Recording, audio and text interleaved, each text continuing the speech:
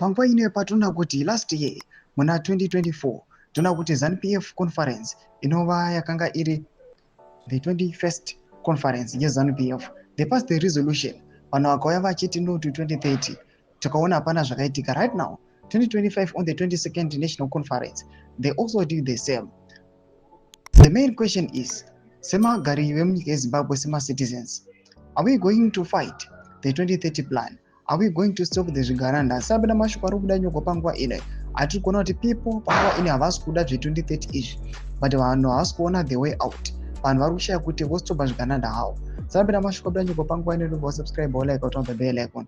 Tibina the news osambira nyora chiti after ZANU-PF's annual conference in Mutare passed a resolution to implement its decision from the Bulawayo Convention last year to extend President Emmerson Mnangagwa's rule beyond his 2028 second term constitutional limit to 2030 or further.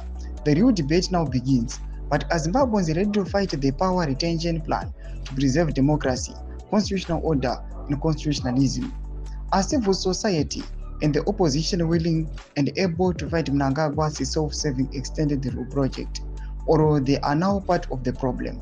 Mashkaruda pangwana chibvunzo zvinzi ugare munyika yeZimbabwe takaona Bomushogeza akatomesa effort ari ma-citizens emunyika yeZimbabwe ende munoprotest but honai zvakaitika aiwa muHarare mapurisa akamuka akazara.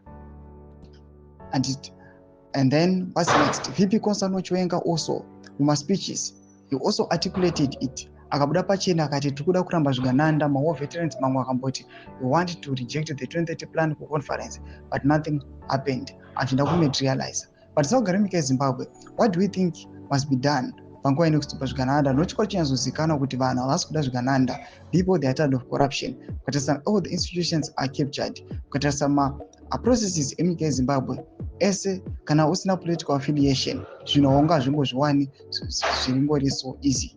Muri yeZimbabwe mbotidze mafungiro enyu munoti kudii pamusoro pechiitiko ichi? What is the next step forward aiwa panguva inoi to rescue ourselves? Otherwise tinopinda tova part of the same problem. Pinda kuma section medu mutidze mafungiro enyu munoti kudii pamusoro pechiitiko ichi.